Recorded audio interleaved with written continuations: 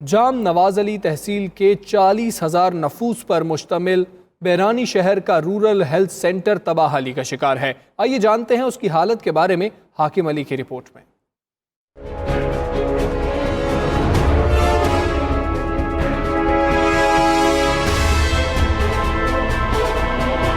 Rural health centre crore रुपए की लागत से तैयार हुआ। महकमा सेहत सिंध की लापरवाही के बायस मुतल्लिका हुक्काम के हवाले ही ना किया गया। बिल्डिंग डॉक्टर्स के शिफ्ट होने और आवाम को तिब्बी सहूलियात मुहैया करने से पहले ही टूट फूट का शिकार हो गई।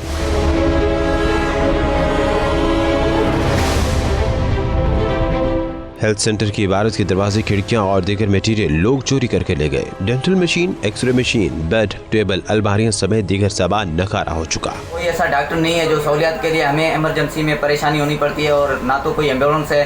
हमारा मुतालबा है कि हम चाहते हैं कि इस बिल्डिंग को जो दोबारा से बहाल किया जाए और जाम नवाज अली में बैरानी में जो आवाम को ये सहूलियात मुयस्सर की जाए जो परेशानियों से बच सके। बैरानी शहर के अवाम इलाज के लिए दूसरे शहरों का रुख करने पर मजबूर है। हुकूमत सिंध रूरल हेल्थ सेंटर की तबाहाली का नोटिस लेकर लोगों को सेहत की सहूलियात फराहम करे। हाकिम अली बलोच, IGT न्यूज़, जाम नवाज अली।